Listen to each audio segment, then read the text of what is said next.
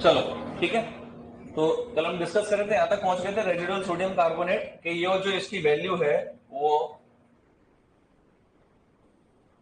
1.25 मिली equivalent पर litre से अगर कम है तो वो सामान्य है।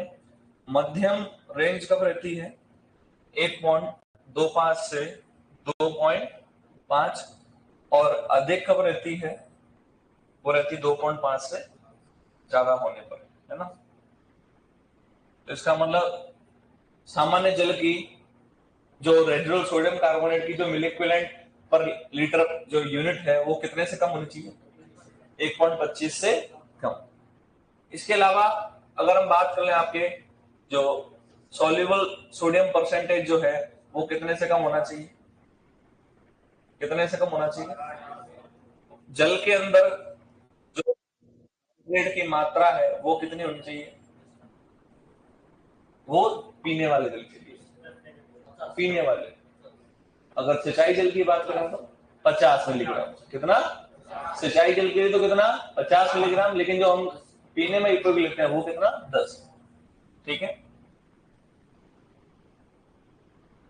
अब इसके अलावा अगर आपसे पूछ सकते हैं तो जैसे कैल्शियम और मैग्नीशियम, वो कैल्शियम और मैग्नीशियम का रेशो, वो जो अनुपात है वो कितने से ज्यादा होना चाहिए? तो 50 से अधिक होना चाहिए तो वो उपयुक्त है, बाकी वो उपयुक्त जल नहीं है। लेकिन अगर मैग्नीशियम व कैल्शियम का अनुपात पूछा जाए, ये अनुपात आपका 1 से कम होना चाहिए। कितने से कम होना चाहिए? 1 से कम। ये दोनों विपरीत हो गए। ये कैल्शियम मैग्नीशियम का अनुपात 50 से ज्यादा है तो उपयुक्त है, लेकिन मैग्नीशियम और कैल्शियम का अनुपात क्या होना चाहिए? 1 से कम। इसके अलावा एक और पूछ लेते हैं, सॉल्ट इंडेक्स। क्या पूछ लेते हैं?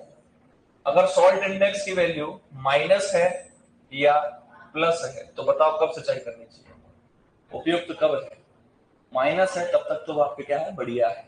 प्लस में जा रहा है तो इसका मतलब नुकसानदेह। ये थोड़ा सा अलग से 2-4 पॉइंट और इसके अंदर एक्स्ट्रा है तो इसको अपन कवर कर लेते हैं। और 1-2 पॉइंट अपन लिख लेंगे भाई कि जब जल जो है सिंचाई के काम आता है तो उसके प्रवाह को ज्ञात करने के लिए या कितनी मात्रा है उसको ज्ञात करने के लिए अपन कौन कौन से मेथड फॉलो करते हैं? तो 1-2 ही पूछे जा सकते हैं, ज्यादा कुछ नहीं। कि वेंचुरी मेथड जो होता है वो पाइप के अंदर जल के प्रवाह को मापने काम आता है। पार्सल फ्लूम होता है वो भी जल के प्रवाह को मापने का काम आता है। 1-2 फोटो दिखा दूंगा आपको क्या होते हैं वेंचुरी मीटर और पार्सल। ठीक है, ये लिखो। टॉपिक का नाम बेटा है सिंचाई जल की गुणवत्ता। और इसके अंदर फिर इसके बाद अपन टॉपिक लेंगे ड्राई फार्मिंग। ठीक है, शुष्क खेती।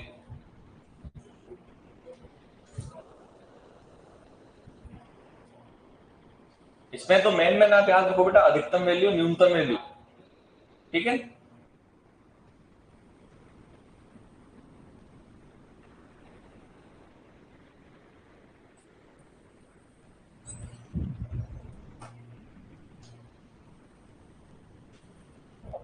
ओपन नहीं होता क्या?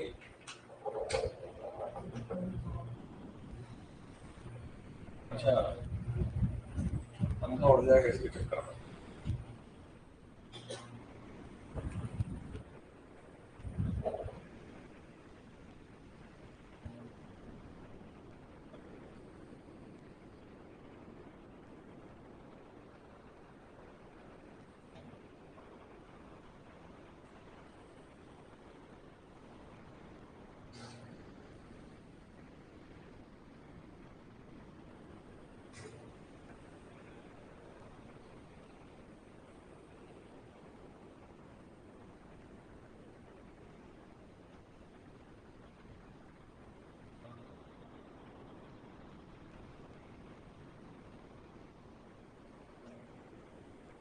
विद्युत चालकता कब ज्यादा होगी? जब जल के अंदर सॉल्ट ज्यादा होंगे, लवण ज्यादा होंगे। तो लवण ज्यादा होता है तो कहीं ना कहीं जो विद्युत का प्रवाह है वो अधिक होता है।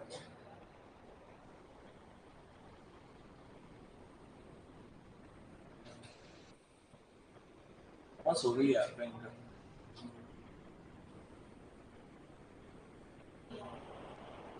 पीएच की यूनिट क्या होती है?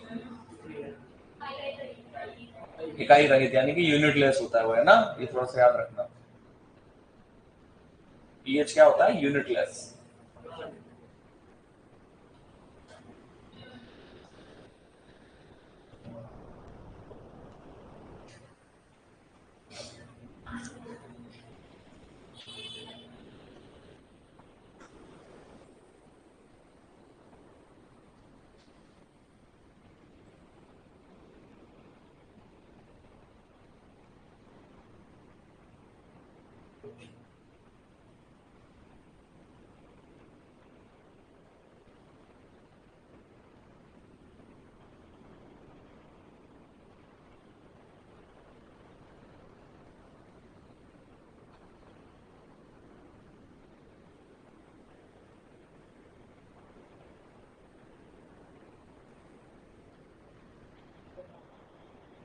क्लियर?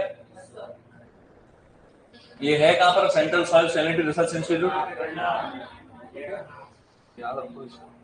और करनाल के अंदर कौन सी फसल से संबंधित इंस्टीट्यूट है? गेहूं और जयपुर। व्हीट एंड बार्ले का डायरेक्टरेट वहीं पर है ना? मक्का का कहां पर है? कोयम्बटूर। मक्का मक्का पंजाब लुधियाना में है ना? लुधियाना पंजाब। हाँ गन्ने का है, वो ब्रीडिंग इंस्टीट्यूट है वो भी।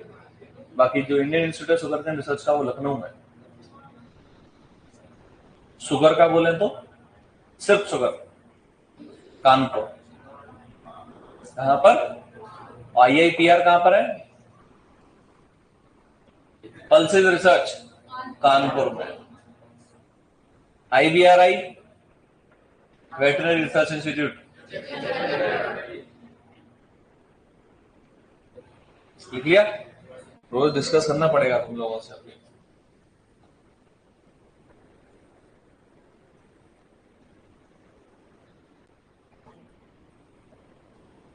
लिखो लिखो, बातें नहीं अपने डिस्कस नहीं करने इतना ज्यादा है ना।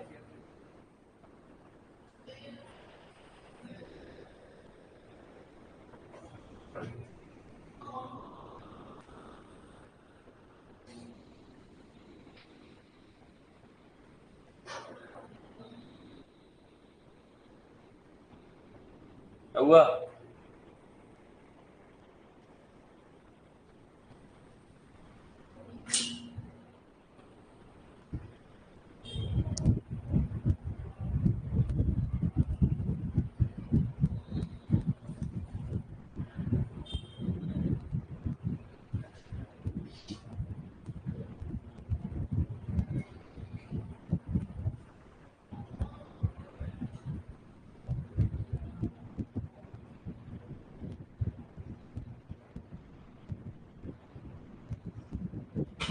एक क्लोरीन का भी लिख सकते हैं अपन, है ना?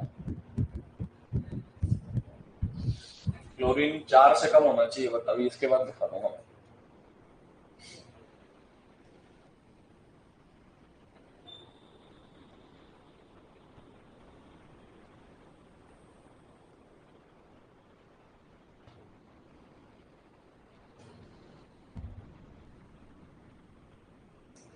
अगर इनकी बात करें, जैसे कि आपको सामने दिख रहा है 3 पीपीएम से कम, 3 से 4, 4 से 5, 5 से 10, 10 से अधिक। अब इनमें दोनों में अगर मैं बात कर लूं पांचों पॉइंट के अंदर कि सिंचाई हेतु जल बिल्कुल उपयुक्त नहीं है, वो कौन सा है?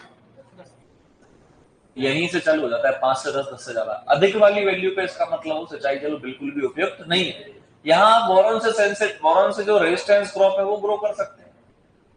संवेदनशील ऐसी जो फसलें हैं वो नहीं ग्रो करनी, जैसे चुकंदर है जो आप ग्रो कर सकते हो। अगर लवणीय जल उनको सुधारना है तो कैसे सुधारेंगे? हाँ बताओ।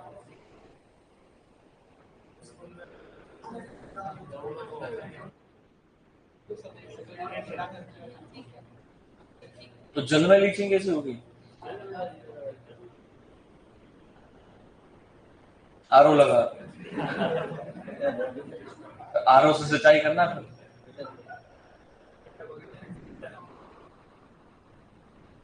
ये तो जिप्सम वाला आता है आपके, है ना, अलग अलग तो पाउडर फॉर्म में भी आता है, डब्बी सी में पटक दो, इतना पानी है भाई, तो उससे कहीं ना कहीं कम हो जाता है।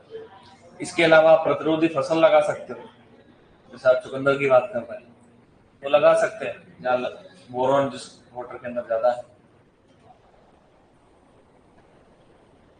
जहां कहीं ना कहीं प्रभावित जल होता है या प्रभावित मृदा होती है, वह सामान्य से 20 से 25% बीज दर क्या रखी जाती है, ज्यादा रखी जाती है।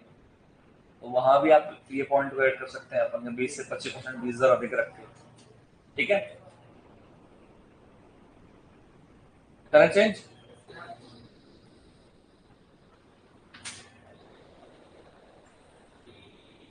ये सोडियम एब्जॉर्प्शन रेशियो नहीं लिखा था, ये लिख लो ना, लास्ट में लिख दूंगा, अभी चौथे पॉइंट का क्लोरीन।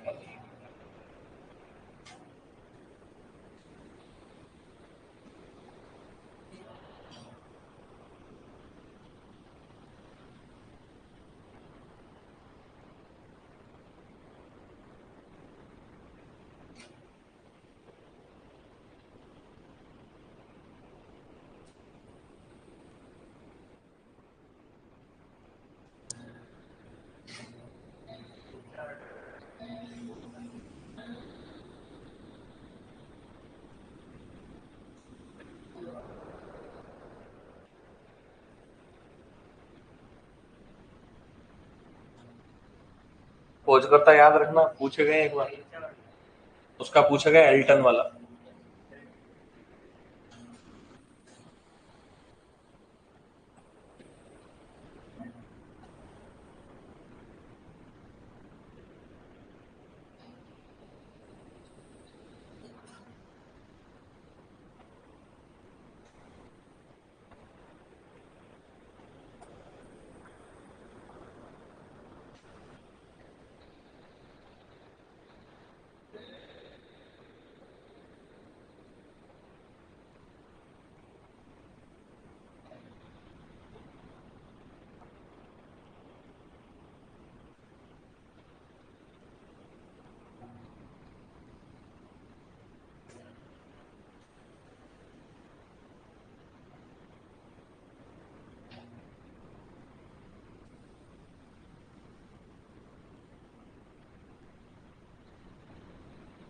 बुढ़ापे में बुद्धि सटा गई क्या?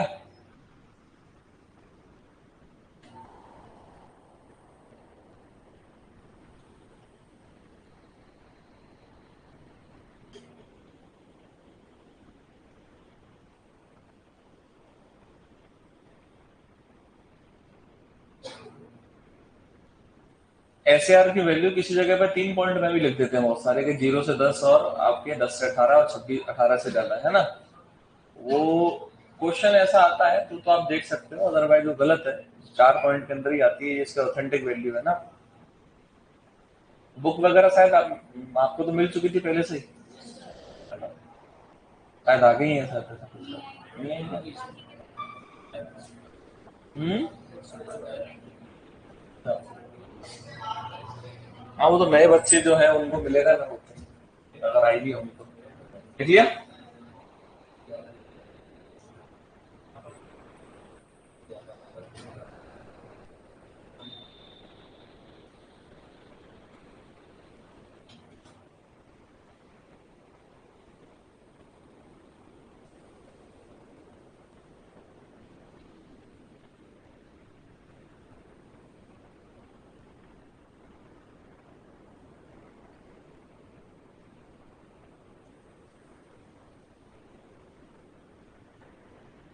ऑनलाइन वालों को भी मिलेगी क्या, मुझे क्या पता यार, मिलेगी नहीं मिलेगी, पूछ लो आप फोन करके।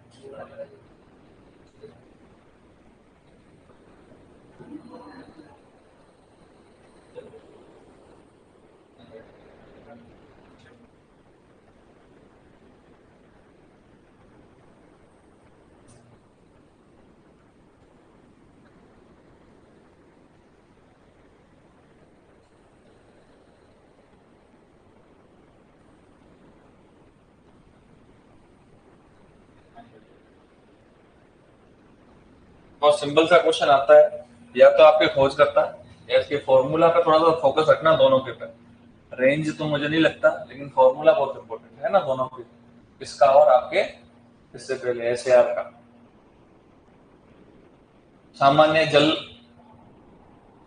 के अंदर रेजिडुअल सोडियम कार्बोनेट की मात्रा कितने से कम होनी चाहिए? 1.25 से कम मिली इक्विवेलेंट पर लीटर, मिली इक्विवेलेंट पर लीटर, MEQ पर एल है वो, स्मॉल लेटर एल।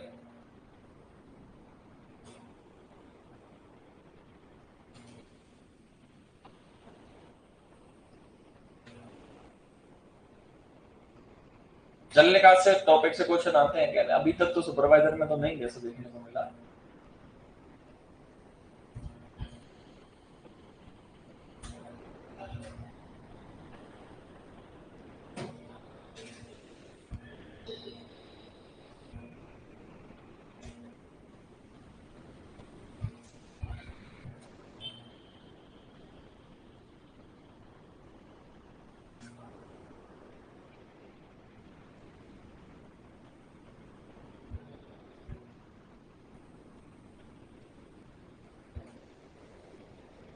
डन,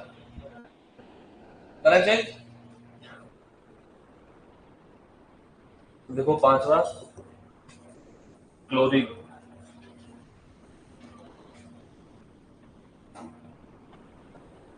वही सामान्य, कम, मध्यम, अधिक और सबसे अधिक।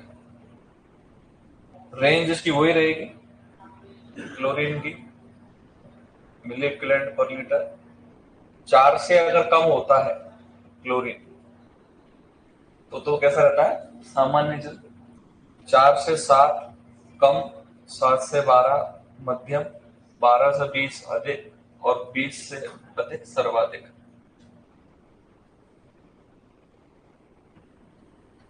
क्लोरीन की मात्रा है ना।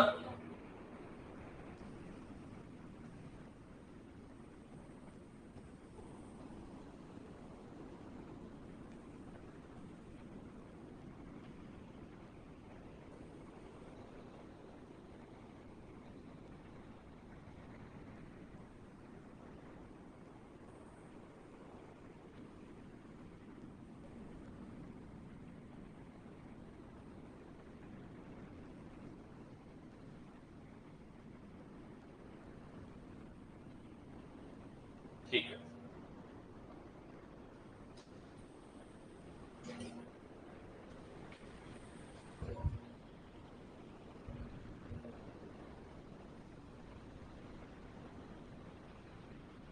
वापस रिपीट सेम चीज।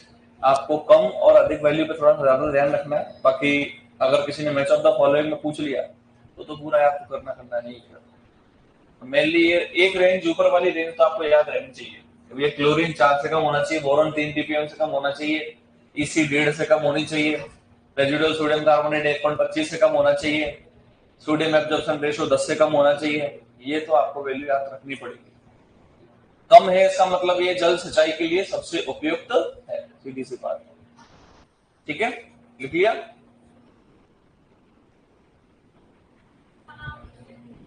क्या बेटा? वही सेम, मिली इक्विवेलेंट पर लीटर। करना चेंज। ठीक है, अब नोट डाल के लिखो या एरो लगा लगा के लिखते चलो, पॉइंट बोल रहा हूं मैं।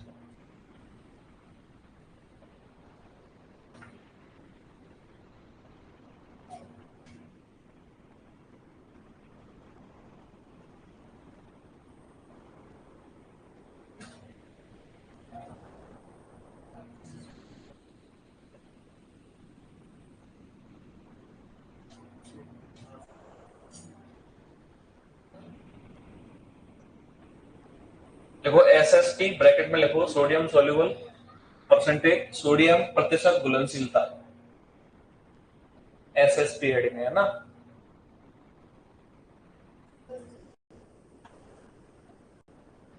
SSP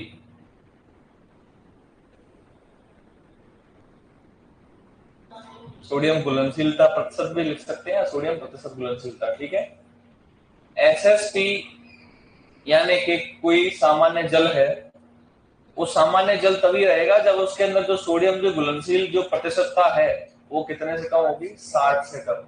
पर्टिकुलर रेंज नहीं है, कोई इकाई नहीं है ना। तो लिखो इसके अंदर सामान्य जल में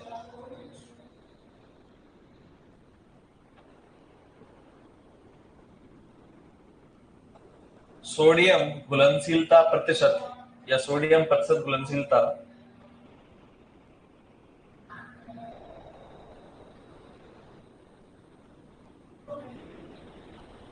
60 से कम होना चाहिए, 60।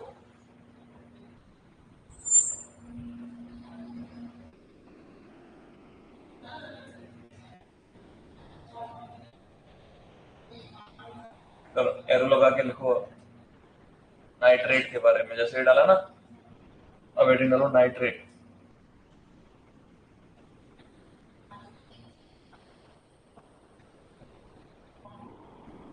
ठीक है, एक तो ये हो गया SSP, अब है नाइट्रेट। सिंचाई हेतु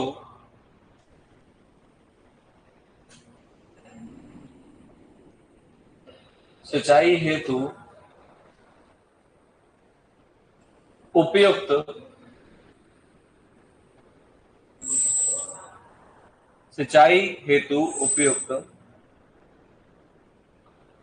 जल में नाइट्रेट की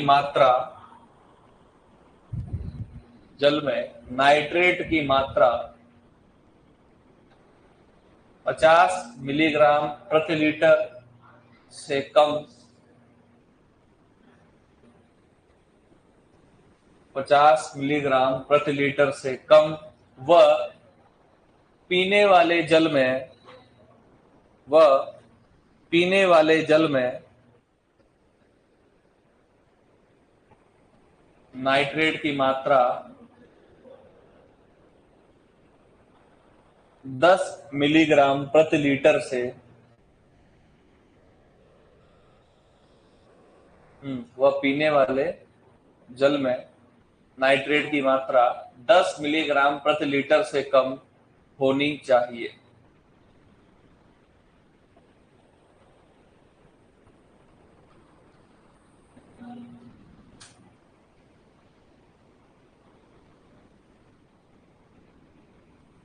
नेक्स्ट लिखो सॉल्ट इंडेक्स।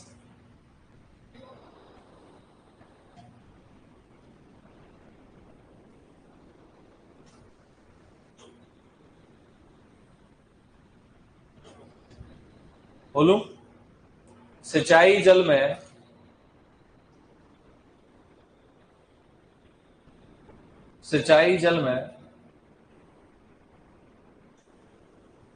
सॉल्ट इंडेक्स की मात्रा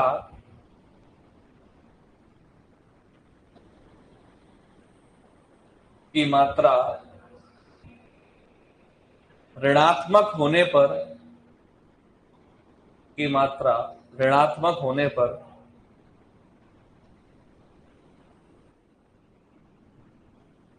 जल सिंचाई हेतु उपयुक्त होता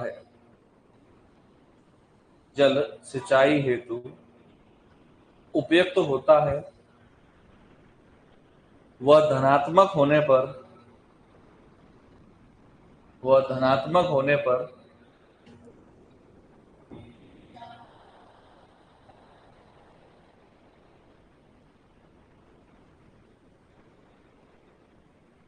अनुपयुक्त होता है।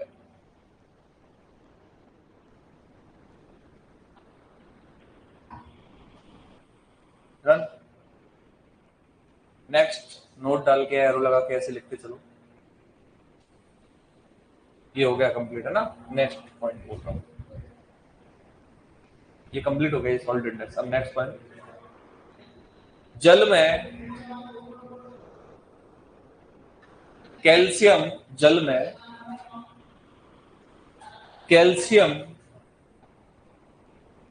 व मैग्नीशियम का अनुपात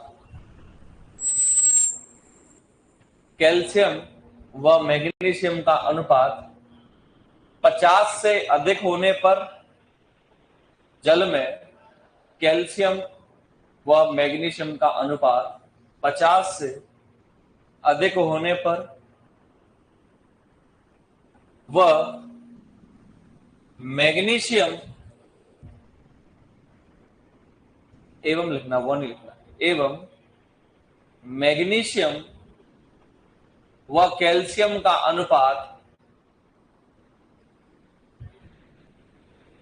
मैग्नीशियम व कैल्शियम का अनुपात 1 से कम होने पर 1 से कम होने पर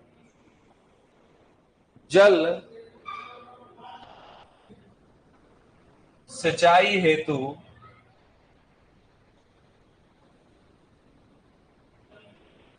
उपयुक्त होता है।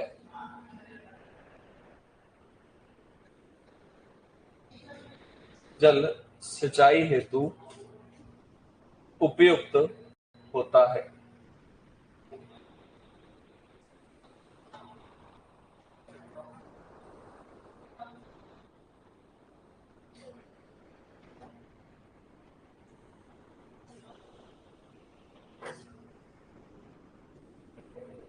ठीक है, अब आपको देखने को मिल रहा है इंस्ट्रूमेंट, इसको कहते हैं बेटा वेंचुरी मीटर। क्या कहते हैं? जहां से अपन क्या करते हैं, दोनों को पाइप से कनेक्ट कर देते हैं, एक ओर से दूसरी ओर से, जहां से भी जल जा रहा हो सामान्य रूप से कुछ नहीं करना। पाइप को कनेक्ट करने पे हम क्या कर देखते हैं कि इसके अंदर जो ये आपको यहाँ से यहाँ तक इंस्ट्रूमेंट लगाई दिखाई दे रहा है, इसको वेंचुरी मीटर कहते हैं। इसके अंतर्गत क्या होता है, आपके कन्वर्जिंग पार्ट होता है, डाइवर्जिंग पार्ट होता है, थ्रॉट होता है। तो एक न्यूमेरिकल यहाँ पे फॉर्मूला लगता है। ठीक है, अपन को क्या करना होता है, प्रवाह की, सिंचाई जल की कितना प्रवाह हो रहा है उसकी मात्रा निकालनी होती है। आपका वो फॉर्मूला ही अलग है, 0.0138 और मल्टीप्लाई H अपॉन 5/2, ये इसका फॉर्मूला होता है। इसमें होता क्या है कि सिंपल सा पॉइंट आपके क्वेश्चन पूछा जाता है कि अगर सिंचाई जल या अपन कहीं भी वाटर का फ्लो देखना चाहते हैं, पाइप के अंदर फ्लो कितना जा रहा है, तो पाइप के अंदर फ्लो ज्ञात करने के लिए हमें पता होना चाहिए पाइप का जो डायमीटर है वो कितना होना चाहिए, पाइप का जो थ्रॉट है, थ्रॉट यानी कि जिस एरिया, जैसे एक तो डायमीटर हो गया, अब थ्रॉट यानी कि जल कितने मात्रा में बह रहा है, क्वांटिटी में बह रहा है। ये सारे फॉर्मूला से कैलकुलेशन करने के बाद हमें पता चलता है कि सिंचाई जल की मात्रा पाइप के अंदर कितनी है। तो आपके क्वेश्चन पूछा जाता है वो सिंपल तरीके का कि सिंचाई जल में जल के प्रवाह को ज्ञात करने के लिए, जल की मात्रा को ज्ञात करने के लिए पाइप के अंदर कहा, तो कौन सा इंस्ट्रूमेंट उपयोग में आता है, वेंचुरी मीटर। कौन सा आता है? अब अदर इंपॉर्टेंट पॉइंट या ऐसे कुछ डाल के लिख दो इसको, अदर पॉइंट या कुछ डाल के लिख दो। पाइप में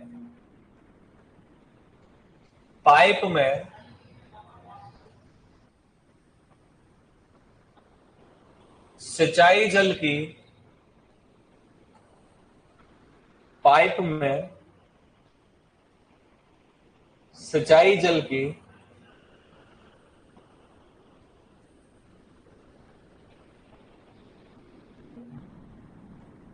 मात्रा ज्ञात करने के लिए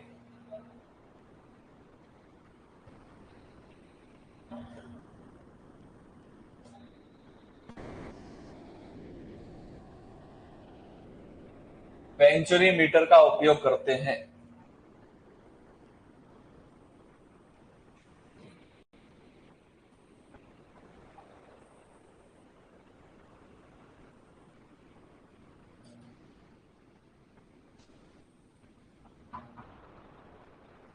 ठीक है, अगर हमको ऐसे पता लगाना है कि सरफेस पे जैसे कि अगर पानी अपन रिलीज कर रहे हैं किसी जगह से, तो कितना जल बह रहा है, क्या है, अगर पर्टिकुलर पाइप नहीं पूछे आपसे, पूछा सीधा जल प्रवाह को मापना है, तो किससे मापते हैं, पार्शियल फ्लूम से। किससे मापते हैं? ये पार्शियल फ्लूम है। ठीक है, जहां से अपन जैसे वाटर रिलीज कर रहे हैं ना, उस रिलीज के कोने पे ही लगा देते हैं इसको। अब यहाँ से पानी रिलीज होता है तो इससे अपन पता लगा सकते हैं कितना पानी जो है वो बह रहा है। तो लिखो सिंचाई, एरो लगा के नेक्स्ट है ना, सिंचाई जल की मात्रा के प्रवाह को, सिंचाई जल की मात्रा के प्रवाह को पता लगाने के लिए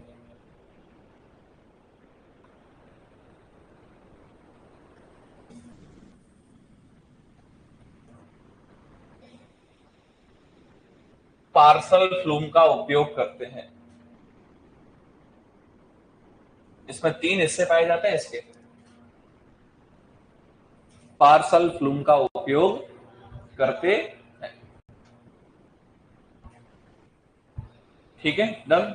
अब एक बार समझ लेते हैं, अगर कोई बेसिक सा क्वेश्चन पूछ ले आपसे, सब्जेक्टिव है, वो ज्यादा खास नहीं है, क्वांटिटी इतनी नहीं पूछेगा, कोई उससे रिलेटेड नहीं है अपन ज्यादा, इसलिए ये कि भैया अगर लवणी जल का सुधार करना है तो क्या कर सकते हैं। लीचिंग वाला पॉइंट जो लीचिंग रिक्वायरमेंट का है, यहाँ वो भी आता है, निक्षालन वाला। दूसरा जो पॉइंट आपको सुनने को हमेशा मिलता है, जिप्सम से अपन सुधार सकते हैं। तीसरा पॉइंट हमको देखने को मिल सकता है, अगर मान लीजिए बोरोन ज्यादा है किसी जगह पर, या किसी जगह पर अपन देखते हैं कि लवण ज्यादा है, तो इसका मतलब वहां की विद्युत चालकता ज्यादा है, तो आप वैसी फसलें उगाओ जो वहां पर आसानी से उग सके। जैसे लवणी मृदा है तो आप कौन सी फसल उगाओ? लवण प्रतिरोधी फसल लगाओ, जैसे बार्ले या जौ। कैसी है? लवण प्रतिरोधी, ये फसलें उगानी चाहिए। ऐसे बोरोन के लिए प्रतिरोधी कौन सी है? चुकंदर, ये फसलें लगानी चाहिए। तो उस प्रकार की कृषि क्रियाओं में परिवर्तन लाना चाहिए जहां का जल कैसा है। कंजक्टिव वाटर बनाना चाहिए।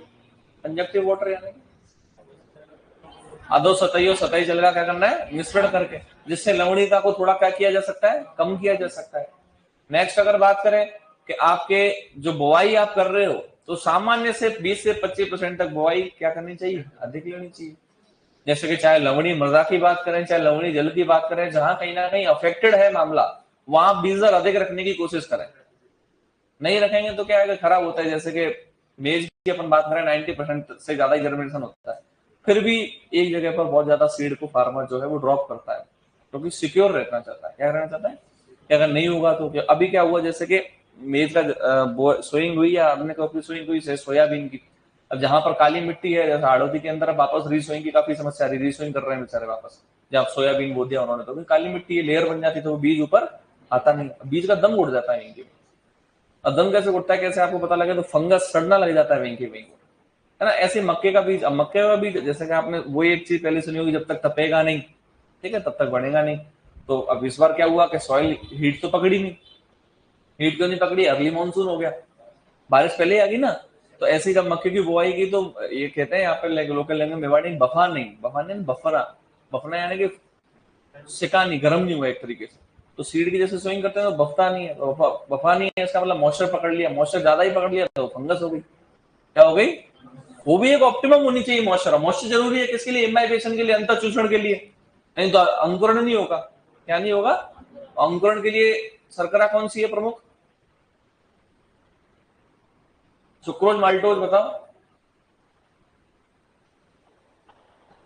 माल्टोज कौन सी है?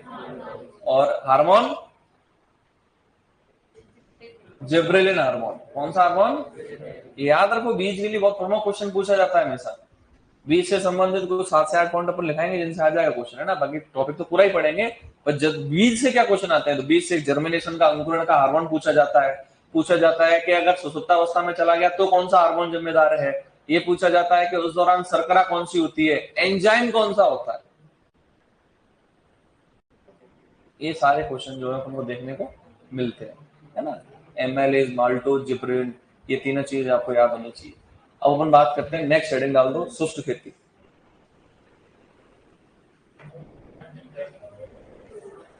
क्या हुआ?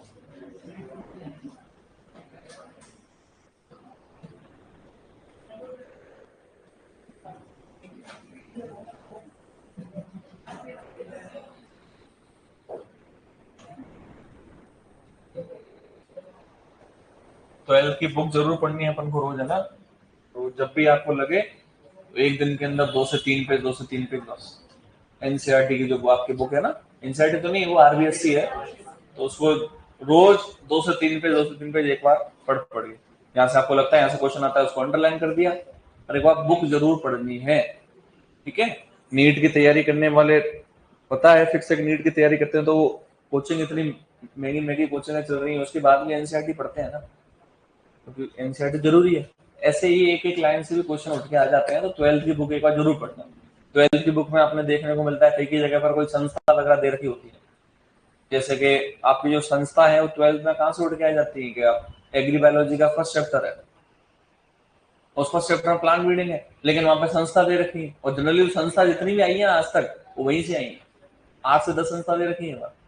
तो जहां जहां भी आपको ऐसे पॉइंट लगते हैं महत्वपूर्ण, उसको अंडरलाइन करके एक बार बुक को जरूर पढ़ना है, ठीक है। ये रिकमेंड कर रहा हूं मैं, किसी भी चीज के लिए वो बुक जरूर पढ़ना, ठीक है।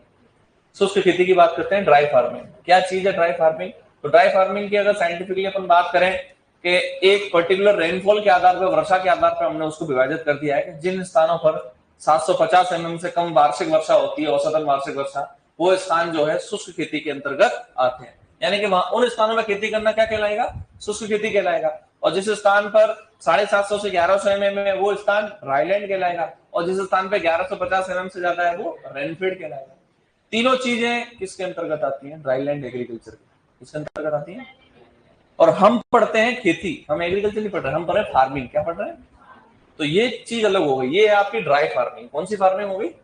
तो 3 पॉइंट हमको जनरली देखने को मिलते हैं। एक देखने को मिलता है ड्राई फार्मिंग, दूसरा हमको क्या देखने को मिलता है? ड्राई लैंड फार्मिंग, और तीसरा हमको देखने को क्या मिलता है? Rainfed farming. क्या क्या क्वेश्चन बनते हैं वापस समझने की कोशिश करते हैं। सबसे पहले तो शुष्क खेती के बारे में अगर कोई पूछ ले क्या है शुष्क खेती, तो वह स्थान जिस स्थान पर औसतन वार्षिक वर्षा 750 mm से कम हो वहां खेती करना क्या कहलाएगा? तो अब राजस्थान में आप क्या कहते हो? कौन सी खेती होती है?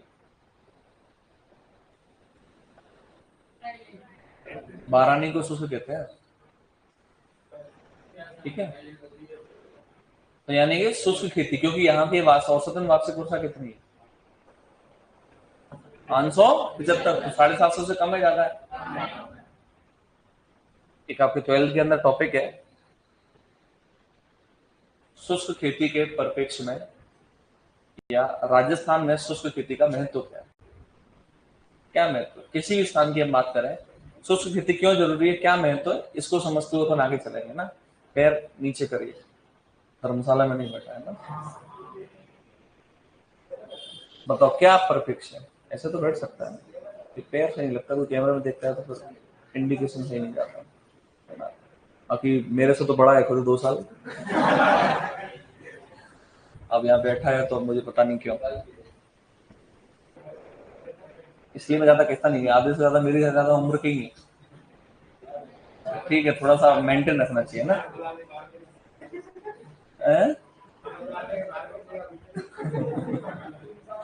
तो क्या है शुष्क खेती का महत्व राजस्थान में, बताओ।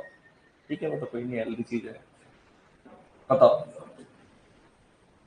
राजस्थान में क्यों बार बार हम जोर दे रहे हैं शुष्क खेती करनी चाहिए, क्या है? क्या है? क्योंकि अपने यहाँ की कुछ ऐसी स्थिति है, उन स्थिति के बारे में हम 3 पॉइंट को लेकर चलें, जिसमें सबसे पहली बात करते हैं फसल संबंधी, दूसरी बात करते हैं मृदा संबंधी, तीसरी बात करते हैं जलवायु संबंधी। इन तीनों पॉइंट को लेकर चलते हैं, जिसमें सबसे पहले अपन बात करते हैं जलवायु संबंधी की।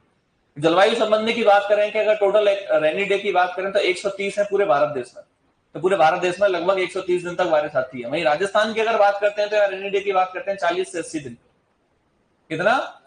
राजस्थान में मात्र 40 से 80 दिन तक की वर्षा आती है, एवरेज निकाला जाता है। जिस दिन थोड़ी बहुत भी होती है उसको भी कंसिडर किया जाता है, ऐसा नहीं कि जिस दिन बिल्कुल नहीं तो ज्यादा ही हो रही है उसी दिन, सबको कंसिडर किया जाता है। राजस्थान के अंदर मात्र कितने? 40 से 80 हो, भारत के ओवरऑल एवरेज 130, इसका मतलब अपने तो कम है ना। तो 40 से 80 दिन तक की बारिश आ रही है, और अपन सोच रहे हैं कि वहां 150 दिन की फसल लगाएं, लगेगी क्या? क्योंकि शुष्क खेती पूरे तक कैसी होती है? वर्षा आधारित खेती। कैसी आधारित खेती? वर्षा आधारित खेती।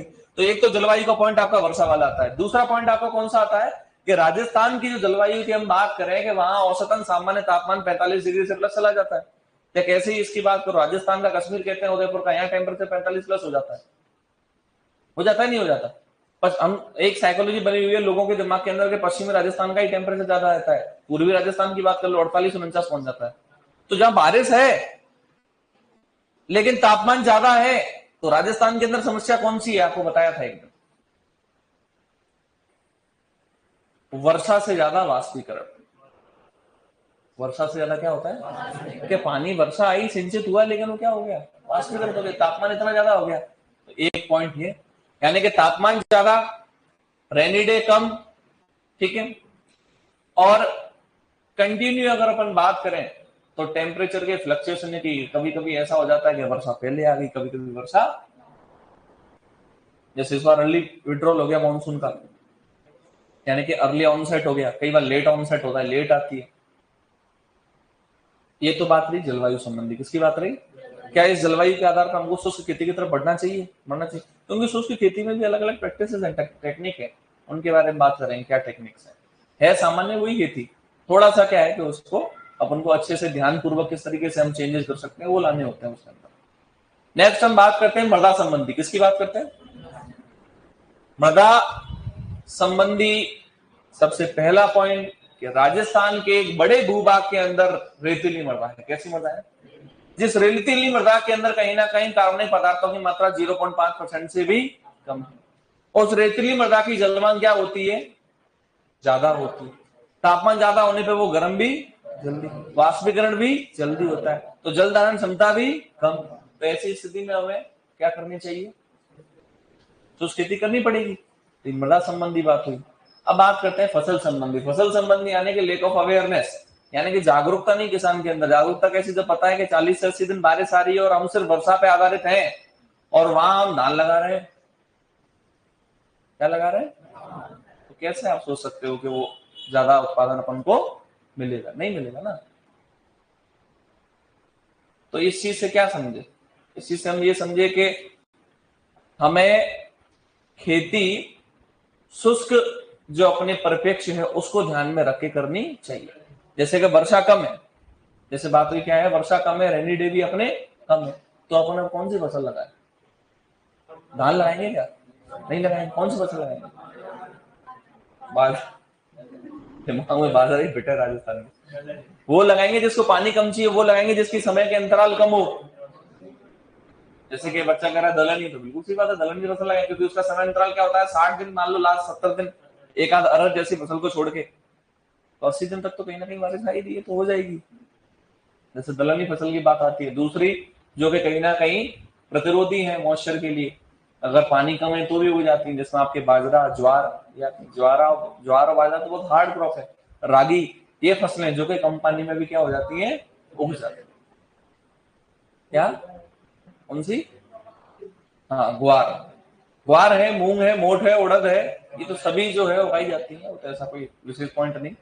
लेकिन ये अच्छा क्वेश्चन है कि पूछा जाता है कि राजस्थान के अंतर्गत अगर फसल चक्र की हम बात करें अंतर से फसल के रूप में, तो कौन सा है? तो बाजरा के साथ तो मोठ वाला ही आंसर आता है ना। ये बहुत एक अच्छा क्वेश्चन है, जेआरएफ के अंदर पूछा हुआ है, राजस्थान के लिए क्वेश्चन पूछा था क्योंकि वह मोठ बहुत फेमस है अपने पश्चिमी राजस्थान के अंदर, और बाजरा प्रमुख है ही।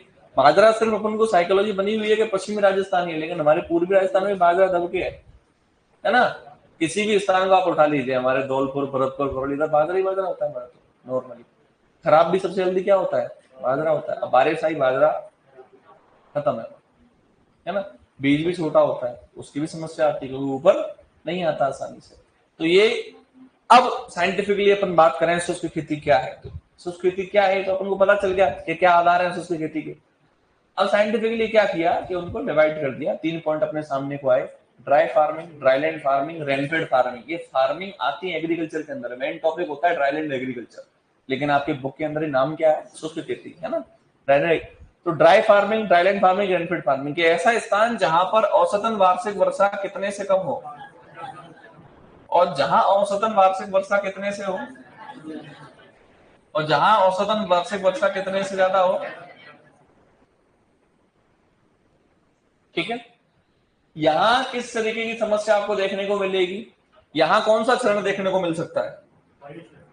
वायु क्षरण। और यहां कौन सा क्षरण देखने को मिल सकता है? जल क्षरण। क्योंकि यहां कौन सा देखने को मिल सकता है? वायु प्लस जल दोनों। समस्या प्रमुख रूप से और क्या है? यहां अतिरिक्त सिंचाई की आवश्यकता हमको पड़ सकती है, वर्षा पे आधारित पूर्णतः नहीं चल सकते। यहां किसकी आवश्यकता होगी? वेरी गुड, बहुत अच्छा, और शानदार क्वेश्चन है। यहाँ किसकी आवश्यकता होती है? जल निकास की आवश्यकता होती है। किसकी आवश्यकता? क्लियर है। ऊपर से अन्य संसाधनों से सिंचाई नहीं करनी तीनों पॉइंट में, ठीक है, ये याद रखना है अपन को। अन्य संसाधनों से नहीं, सिर्फ हम किस पर निर्भर कर रहे हैं? वर्षा पर। रेनफेड फार्मिंग को भी वर्षा आधारित खेती कहते हैं। क्या कहते हैं? हाँ, यहाँ हम खुद सिंचाई नहीं करेंगे, वर्षा से ही काम होगा अपने। अब यहां बात करें आप कौन सी फसल लगा सकते हो। क्या यहां आप एकल फसल के अलावा जो मल्टीपल क्रॉपिंग है यानी कि बहु फसलें वो लगा सकते हो कैसे स्थान में? क्योंकि वहां तो जल की आवश्यकता क्या होती है, तो कहाँ उगा सकते हो? रेनफेड, जहां जल क्या है आसानी से उपलब्ध। ठीक है, और चीजें कौन सी देखी जा सकती हैं? तो ये देखी जा सकती हैं कि आप जब फसल लगा रहे हैं तो उसमें पर्टिकुलर सुनिश्चित की जाए कि फसलें कौन सी लगा रहे हैं, उनका अंतराल कितना होना चाहिए। तो ड्राई फार्मिंग में आप कौन सी फसल लगाओ जिसका अंतराल कितना होना चाहिए? लगभग 75 दिन से कम। कितने से? एवरेज मान लो 75 दिन से ये फसल का क्या होना चाहिए, एक तरीके से अवधि होनी चाहिए। क्या होनी चाहिए? 75 से 120 हो तो, और 120 दिन से ज्यादा हो तो रेनफेड। यहां ज्यादा 120 दिन से ज्यादा वाली फसलें उगा सकते हो। कौन कौन सी ऐसी फसलें हैं? इसकी हिंदी बताऊं? इसकी हिंदी यही होती है ड्राई फार्मिंग शुष्क खेती। इसकी हिंदी यही होती है ड्राई लैंड, ले हिंदी।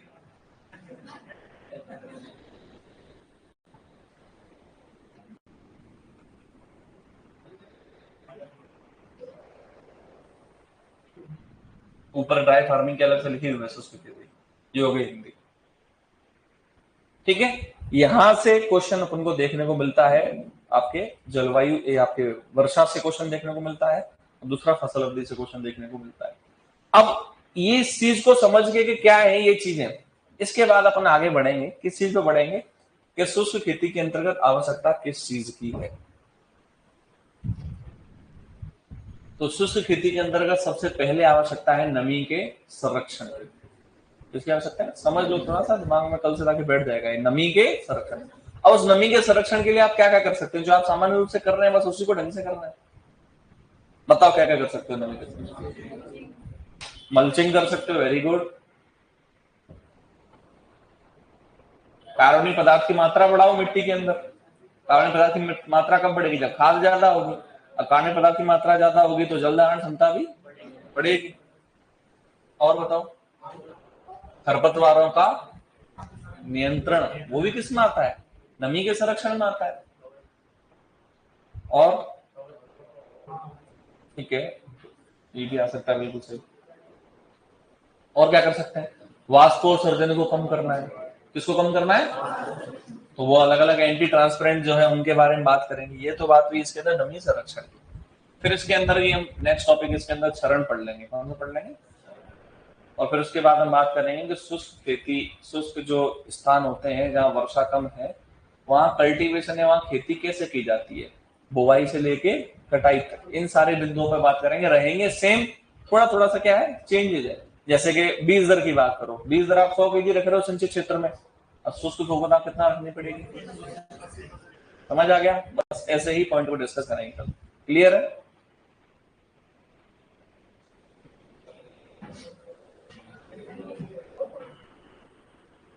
गलत चल रही है यहाँ से।